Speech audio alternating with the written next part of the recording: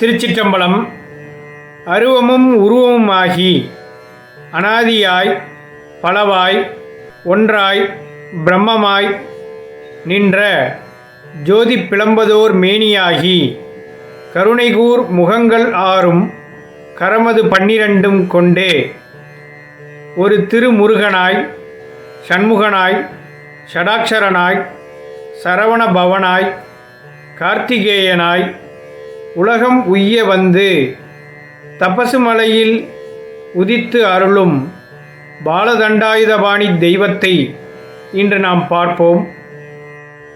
இத்தலமானது திருச்சிராப்பள்ளி புதுக்கோட்டை திருமயம் சாலையில் லேனாவிளக்கு என்னும் பேருந்து நிறுத்தம் உள்ளது. அங்கிருந்து விராச்சிலை செல்லும் சாலையில் சுமார் 8 கிலோமீட்டர் தூரத்தில் இத்தலமானது அமைந்துள்ளது.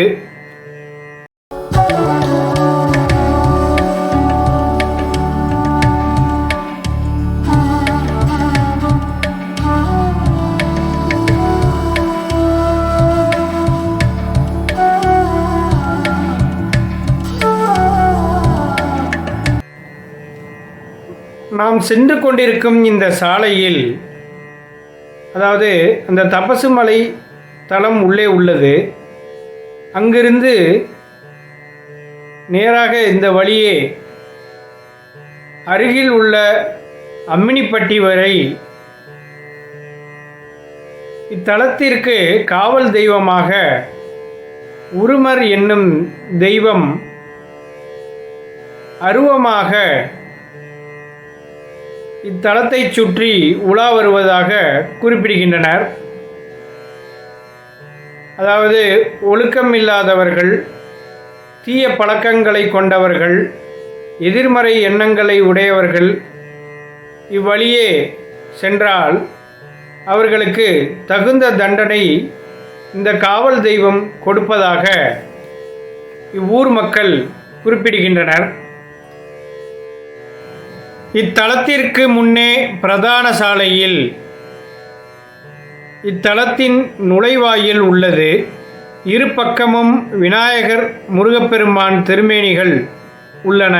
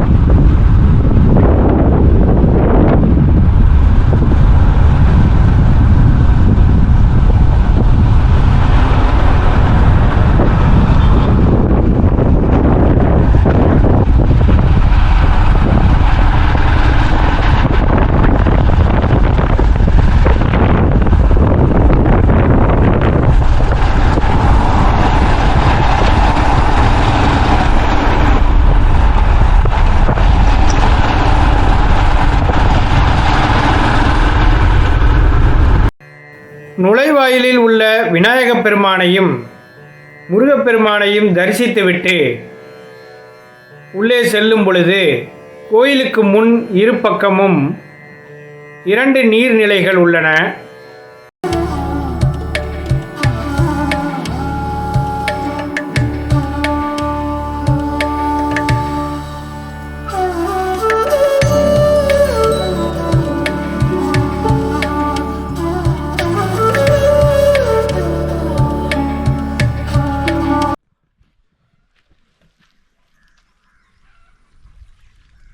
அவற்றினை கடந்து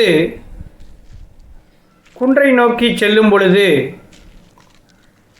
75 படிக்கட்டுகளுடன் தபசு மலை காட்சி தருகிறது. ஓ, இந்த சைடா?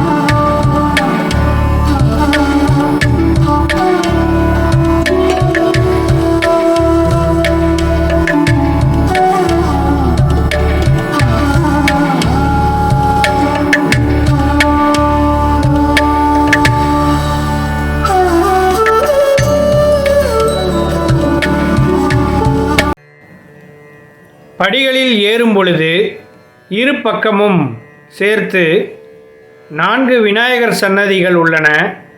தற்போது 3 மட்டுமே உள்ளது. இந்த 3இல் ஒரு விநாயகர் சித்தி புத்தியுடன் காட்சி தருகிறார் என்பது குறிப்பிடத்தக்கது. படிகளில் ஏறும் பொழுது சண்பை மரங்களில் இலை உதிர்ந்து பூக்கள் மட்டும் காட்சி தருகிறது.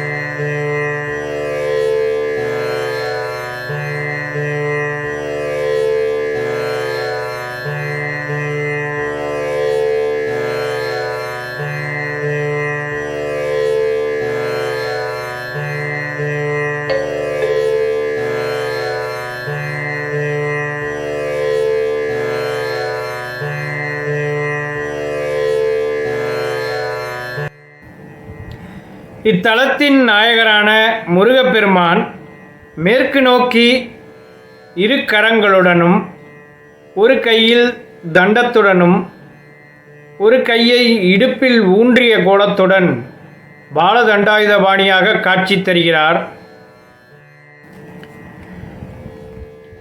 இம்மலையின் வரலாற்று சிறப்பையும் கோயிலில் நடைபெறும் பூஜை மற்றும் பரிகாரங்களை பற்றியும் இத்தலத்தின் அர்ச்சகரான திரு செல்வராஜ் ஐயா அவர்கள் தற்போது கூறுவார். இது தபசுமலை ஸ்ரீ பாலதண்டாயுதபாணி. இது ஒரு 500 வருஷத்துக்கு முன்னாடி உள்ள கோயில்னு சொல்கிறாங்க. அது எவ்வளோன்னு கரெக்டாக சொல்ல முடியல. பாலதண்டாயுதபாணிங்கிறது ஒவ்வொரு மாதமும் சஷ்டி, கார்த்திகை, அப்புறம் ஒவ்வொரு பௌர்ணமிக்கும் இந்த சிவலுவிரி சிங்காரம் தலைமையில் தினத்தந்தி சோதிடர் அது ஒவ்வொரு மாதமும் கிரிவலம் வந்துக்கிட்டு இருக்காங்க. அது பௌர்ணமி பூஜை நடக்குது. அப்புறம் இந்த சிவராத்திரிக்கெல்லாம் அன்றைக்கி இப்போ வர சிவராத்திரிக்கு நைட்டு ஃபுல்லாக சிவனுக்கு அபிஷேகம் நடந்து விடிய விடிய அபிஷேகம் ஆராதனைகள் நடந்துச்சு. இது ஒவ்வொரு மாதமும் தேய்பிரை அஷ்டமியும் போது முருகனுக்கும் அபிஷேகம் அந்த இதெல்லாம் கொடுக்குறது. தீராத பிரச்சனைகள் இந்த மாதிரி உள்ளதெல்லாம் அபிஷேகம் முருகனுக்கு அபிஷேகம் பண்ண இந்த பால் அந்த அபிஷேகம் பண்ண இதெல்லாம் கொடுத்தோம்னா தீராத பிரச்சனைகள் இந்த இதெல்லாம் கல்யாணம் ஆகாதவங்க இந்த இதெல்லாம் வேண்டுதல் வச்சாக்கா நடக்கும்னு பக்தர்கள் சொல்லி நடந்துகிட்ருக்கு. அது மாதிரி ஒவ்வொரு வருஷமும் ஒவ்வொரு மாதமும் இந்த தேய்பிரை அஷ்டமி, பௌர்ணமி, சஷ்டி, கார்த்திகை இந்த மாதிரி ஒவ்வொரு மாதமும் இது நடந்துகிட்ருக்கு. தவசமலையில் இது வரலாறு. சரி.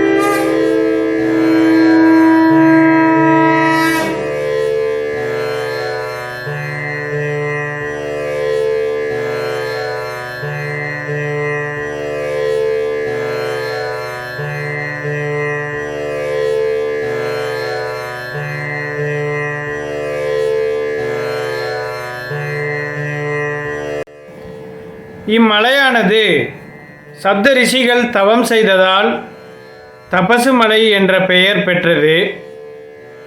சப்தமுக்தி மலை எனவும் பின் தத்துமுக்தி மலை எனவும் அழைக்கப்பட்டதாக கூறப்படுகிறது. மேலும் அவரது தொலைபேசி எண்ணை திரையிலும் டிஸ்கிரிப்ஷனிலும் பகிர்ந்துள்ளேன்.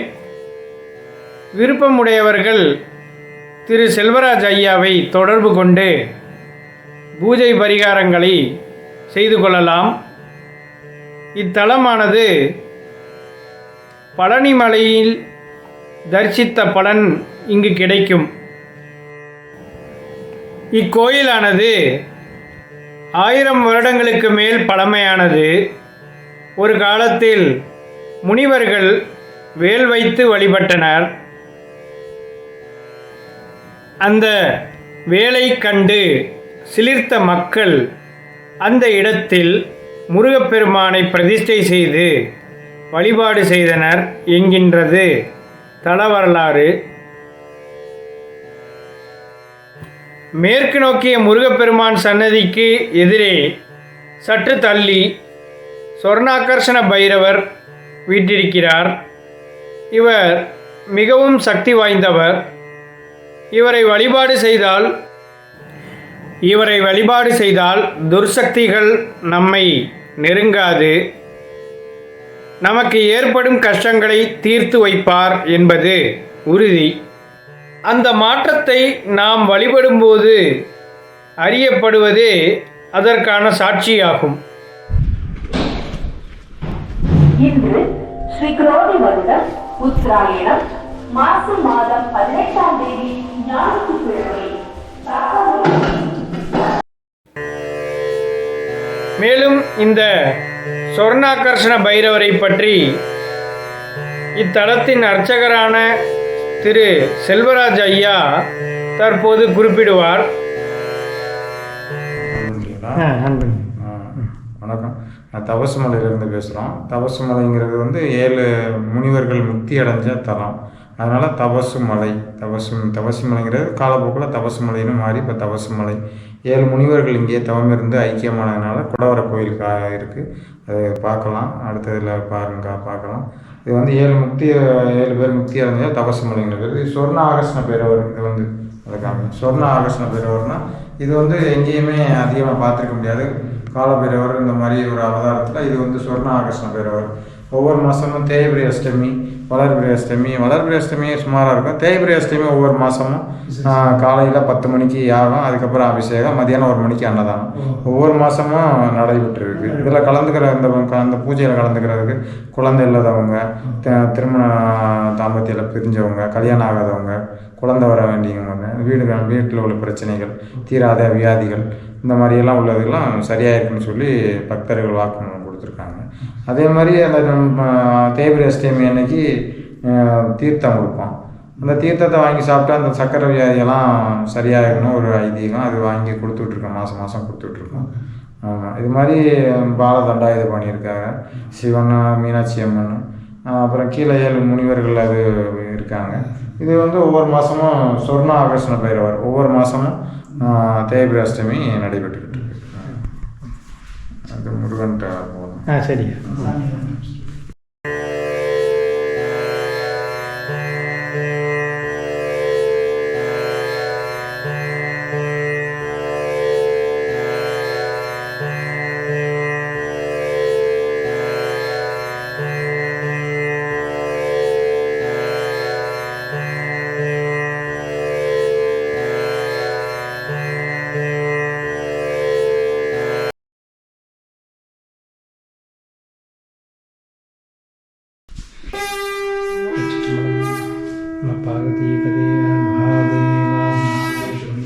எண்ணாட்டவர்க்கும் இறைவா போற்றி. போற்றி சிறப்பு சிவனையை போற்றி மாணிக்க வாசகம் உள்ளடியில் போற்றி போற்றி.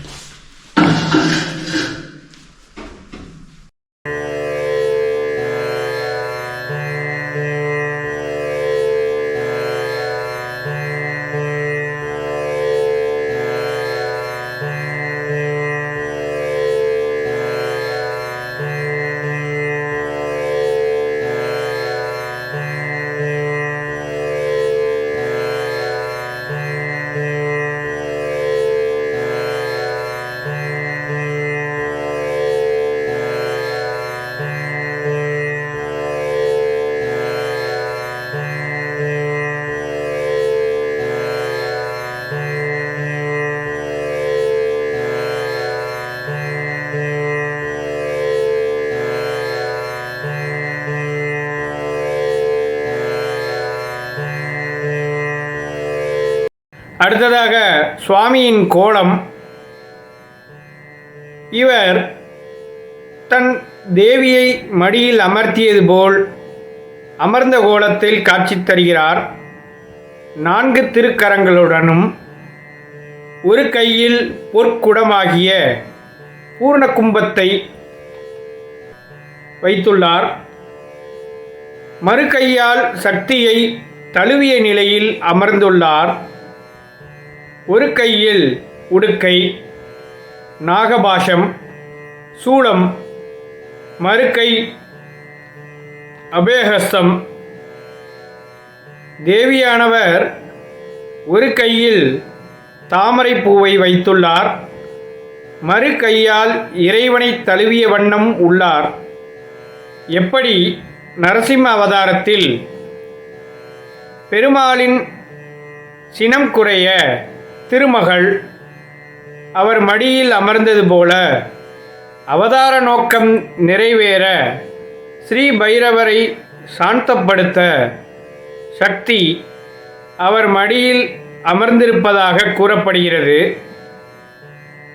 சொர்ணாகர்ஷண பைரவரை வழிபட்டால் பொன்னும் பொருளும் பெருகும், கஷ்டங்கள் தீரும்.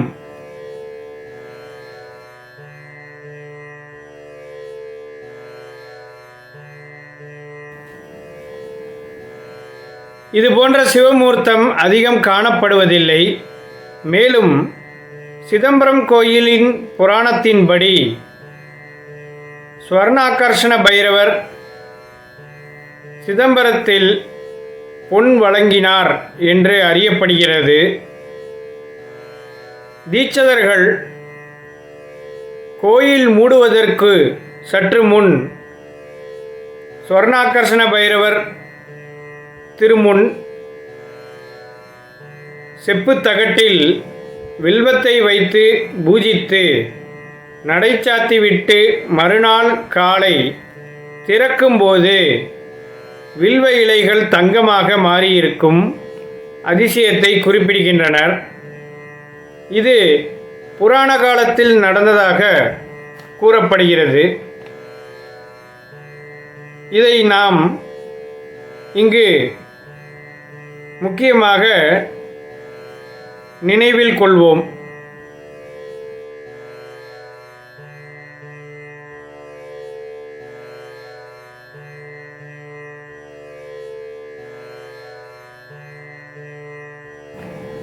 கிரகதோஷம் உள்ளவர்களுக்கு இங்கு முருகப்பெருமான் சன்னதியில் சிறப்பு யாகம் செய்கின்றனர். இதில் கலந்து கொண்டு தரிசித்தால் விரைவில் தோஷங்கள் யாவும் நீங்கும்.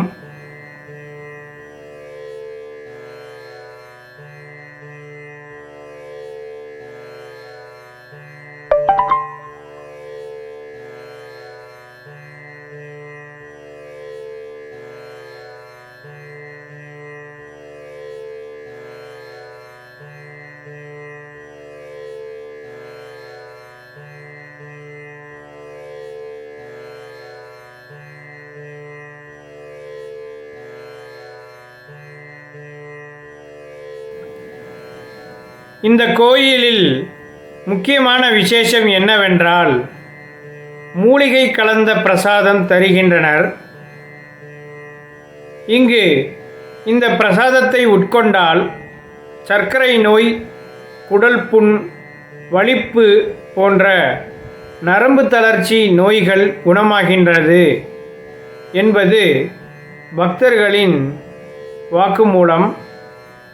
இதை கூறி அவர்கள் சிலிர்க்கின்றனர் என்பது நம் கண்முன் நடக்கும் அதிசயமாகும்.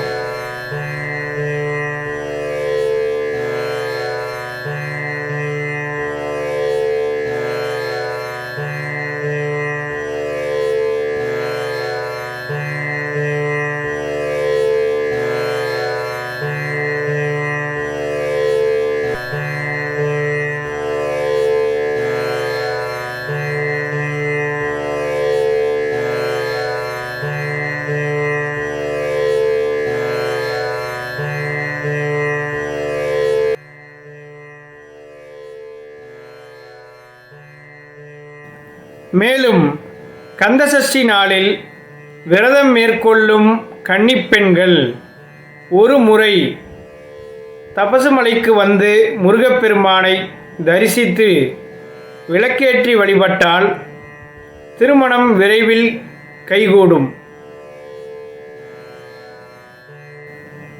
குழந்தை பாக்கியம் வேண்டுபவர்கள் முருகப்பெருமான் திருவடியில் வைத்து தரும் எலுமிச்சை பழம் பிரசாதத்தை சாறாக்கி சாப்பிட குழந்தை பாக்கியம் கிடைக்கும் என்பது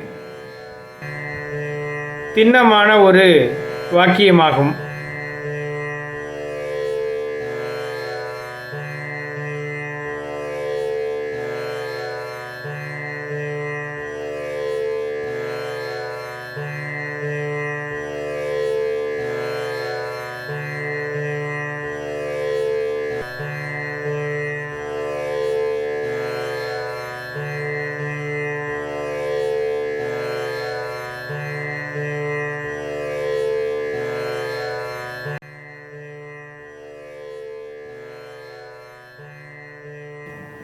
இத்தலத்தில் தெற்கு நோக்கி மீனாட்சி அம்மன் சன்னதியும், கிழக்கு நோக்கி சுந்தரேஸ்வரர் சன்னதியும்,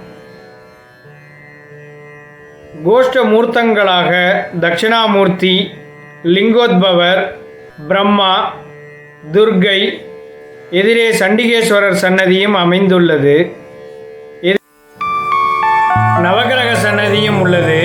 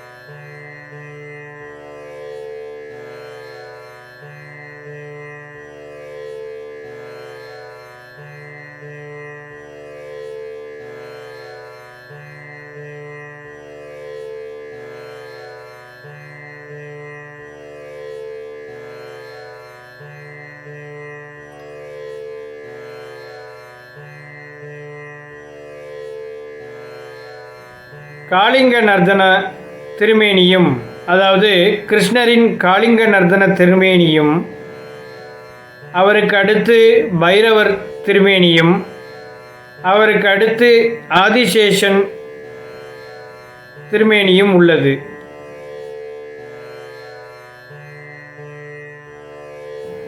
காளிங்க நர்தனம் என்பது கிருஷ்ணரின் லீலைகளில் ஒன்றாகும். யமுனை நதியில் வசித்து வந்த 5 தலை நாகமான காளிங்கனை அடக்கி அதன் தலையில் கிருஷ்ண பரமாத்மா நர்த்தனம் புரிந்தார்.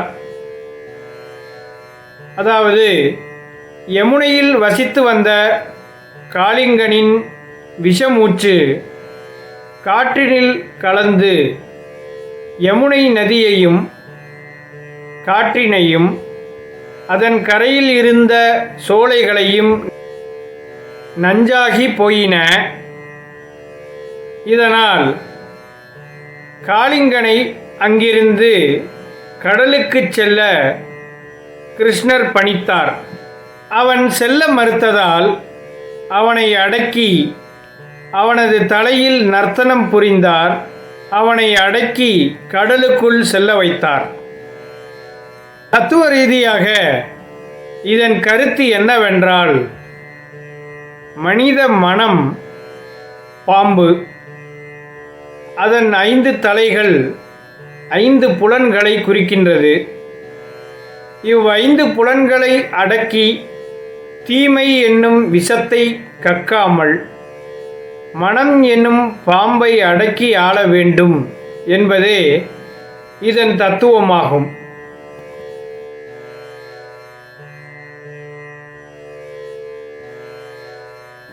இங்கு இருக்கும் நாகர் சிலையில் திருமால் சயன கோலத்தில் இருப்பது தனித்துவமாக உள்ளது. பொதுவாக நாகர் சிலையில் சிவலிங்க ரூபம்தான் இருக்கும் என்பது குறிப்பிடத்தக்கது. இதை பார்க்கும்போது ஆதிசேஷன் மேல் அனந்த சயனத்தில் உள்ள திருமால் போன்ற அமைப்பில் உள்ளது. இதுவரை நான் எந்த தளத்திலும் பார்த்ததில்லை. இது ஒரு தனித்துவமான இறை திருமேனியாக உள்ளது. இங்கு உள்ள முருகப்பெருமானை வழிபட பிரிந்த தம்பதியர்கள் ஒன்று சேர்வார்கள். கணவன் மனைவி ஒற்றுமை மேலோங்கும் என்பது நம்பிக்கை. மேலும் பக்தர்கள் தங்கள் விண்ணப்பத்தை ஒரு கடிதத்தில் எழுதி இங்கு வைத்தால் அந்த கஷ்டங்கள் உடனே தீர்ந்து விடுகிறது என்கின்றனர்.